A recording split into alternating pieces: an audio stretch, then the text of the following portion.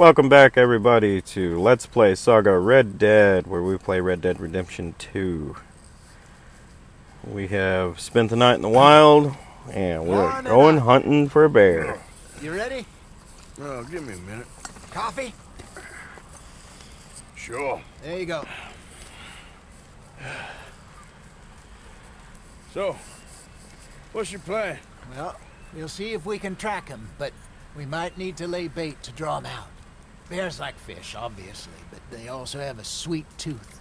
A lot of fellas bait, then shoot from the trees, but I prefer to hunt on the ground. More dangerous, but we'll have a much better chance of getting a good shot in. And if he bolts, we can start right off after him. Can you mix up this bait for me while I finish packing this up? Fish, berries. I'll tie it up in that rag when you're done. I hope you know what you're talking about. I grew up in the mountains, Arthur.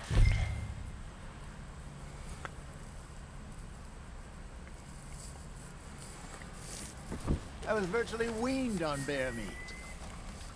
Okay, I think I got this done. Good. Pack up and we'll get going.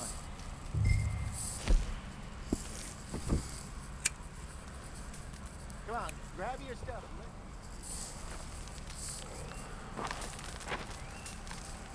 Okay, let's go. Alright, let's go get us a bear. Come on, boy. We'll try our luck down by the water. That's where I saw him last. Okay. How's that horse treating you? So far, so good. You know, I was in this area with Bessie years ago. Really? I didn't know that. I imagine you still miss her. Every day. Did you two ever think about getting out of the life? We did briefly. You don't remember? Guess you were still young. Didn't last long. I drifted back into it. She understood. She knew what I was.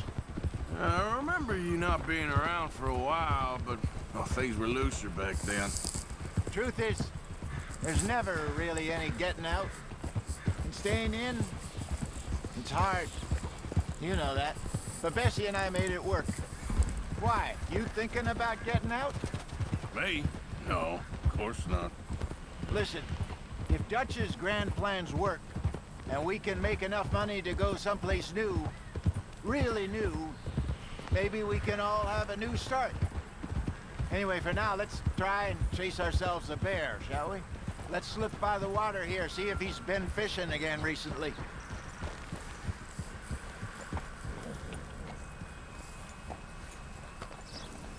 Alright, so we're going to track a bear. Dung, bones, any sign of it. So, to that point, let's talk about the Old West and what it was like growing up in the Old West, because it was very, very different than it is now. Like, there were a lot of people out there who were good with guns. So you ended up with a decent amount of gunslingers and stuff like that. But the reality is that most people were very, very good with guns because they had to hunt to live. And that was, a lot of the times, that was the children's job. You wanted to eat, you had to hunt, you had to provide. So a lot of the times, you know, if you ran a farm, yeah, you worked to the farm, and your dad would work the farm, but a lot of the times what they would do is they would send the oldest boy out, or the next to the oldest, depending on how old the older boy was. If he could do more hard labor, then he would stay home, and the younger one would go out, because hunting's not a labor-intensive job. So they would put their people who were good at labor doing labor, and then the rest would be hunting or fishing. And they'd give them 5 bullets, and they'd tell them, come back with that many pieces of game. So you'd have 5 bullets, you'd go out, you'd be expected to bring back 5 pieces of game. And so you had to be good. You had to be good at what you done.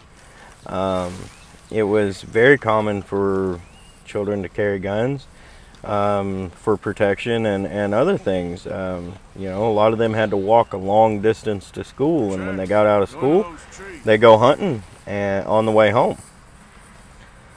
And so they'd have to carry their guns, or you have wild animals that they had to defend against on the way to school, and sometimes people.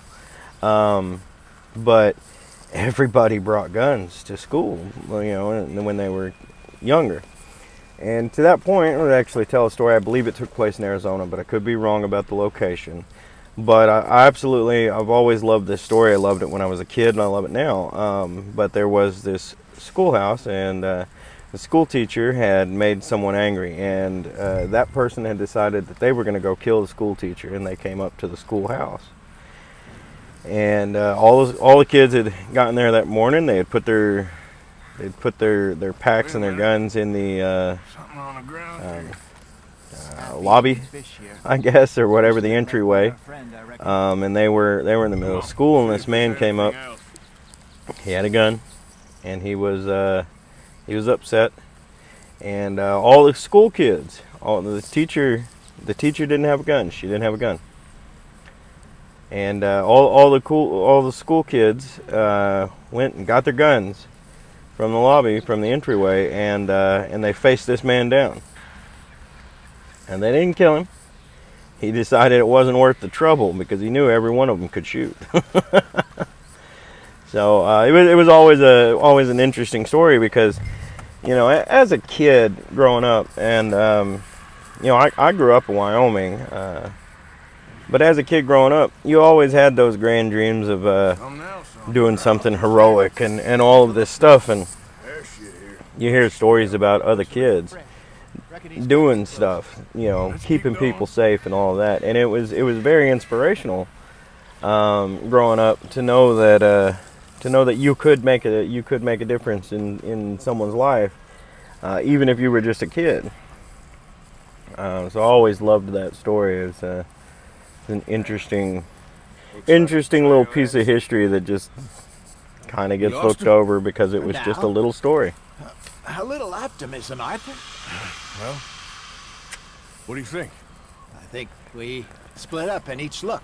Either that or we could place bait here. That could work. Which do you think?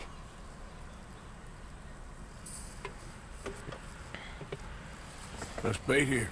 Fine by me. Let's leave the bag over there.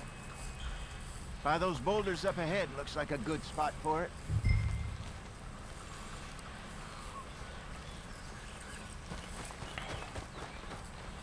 Splitting up just seemed like a bad idea.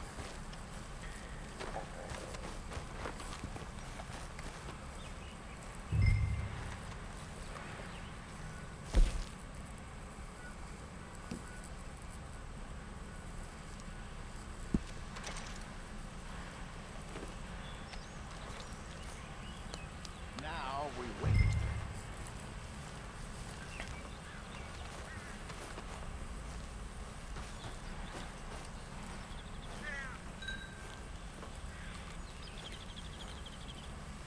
£1,000, you say? More. Less. Big scar down his face. Hey, did that bait look okay to you? I think so. You're the expert. Ready with your gun there? I'm good. You okay? You seem nervous. So do you. I'm fine.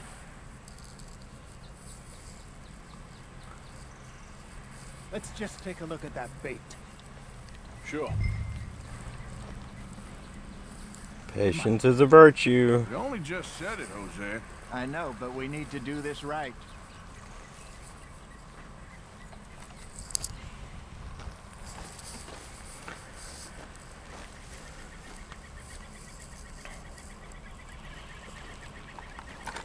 Give me a hand here. Got your knife? Shit. Yeah, there we go. No, it's too close.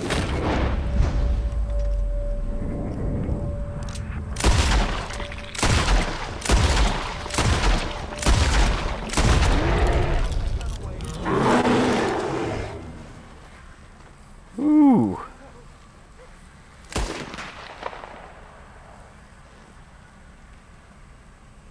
Over here, Arthur.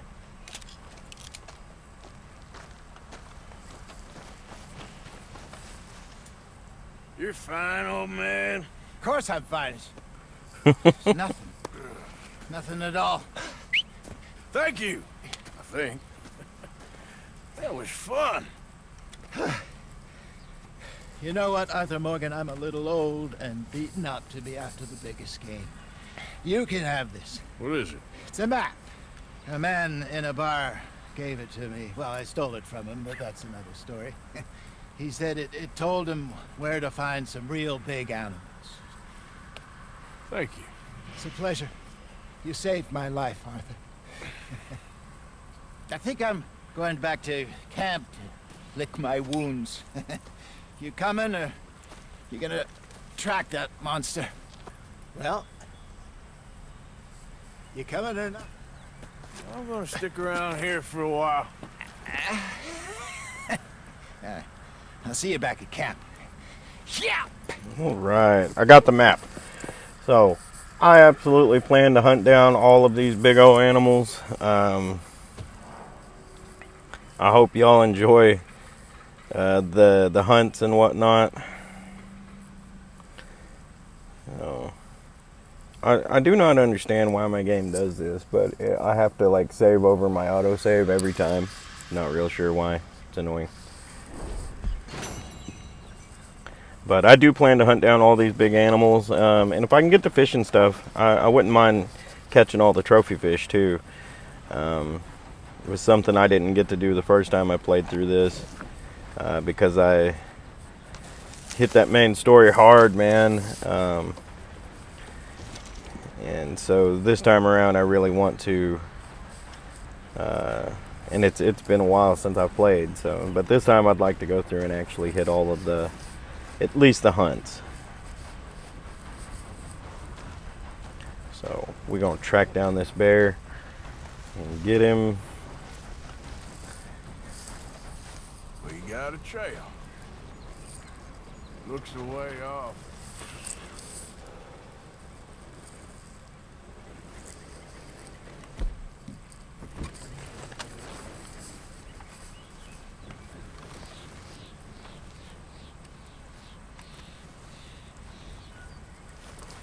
But tracking was a skill that that a lot of people learned very early on as well, tracking game, and eventually that would transfer into tracking people as well. You look for small little details, little scuffs in the dirt, little scratches on the stones, all sorts of things, and you would have people who were very, very good at tracking. You'd see tiny little broke sticks or disturbed leaves or something like that, and Okay.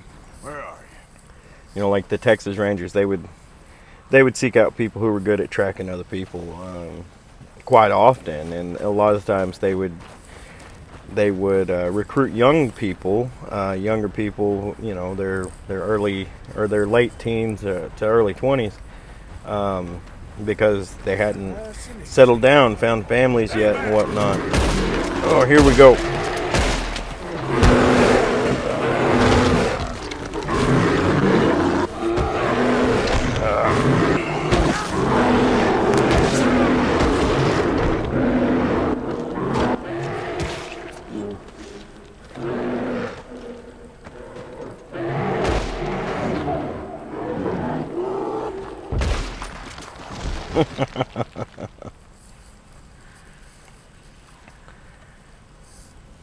But they would recruit younger men and whatnot, and a lot of the times they would recruit younger men that were very close to being outlaw themselves. It was not hard for a young man who was alone with a gun to be swayed by outlaws, and a lot of the outlaws weren't bad men; they were just criminals. Now there were some that were bad men, but a lot of them still had plenty of respect for women, and they tried to shy away from killing, because killing would get them on the list of people to be hung. So you get this image of outlaws, or like bad guys back in the day, and you always think about these horrible evil men that killed people, and the reality is a lot of them were just respectful to women, and You know, they'd steal money and stuff, and I'm not saying that's a good thing, but a lot of them would try their very best to shy away from killing. They'd only kill when they had to, or they'd kill in a fair fight. And the Rangers would seek out people like this who had brushes with the law and stuff, who were known to be good, or they'd try and find people who had won a gunfight, and who were capable of tracking. So, a little interesting tidbit about the Texas Rangers. There's a little bit of a shorter episode this week. We got this bear hunt out of the way. If I can ever find my horse, we're going to get out of here, and I will see you next week with an all-new episode of Let's Play Red Dead. And I think next week we'll tell a gunslinger story. I've been trying to tell stories about things that are at least going on in the game, but I think it's about time for another gunslinger story. So we'll tell another one next week, and I'll see you then. Thanks for watching, everybody.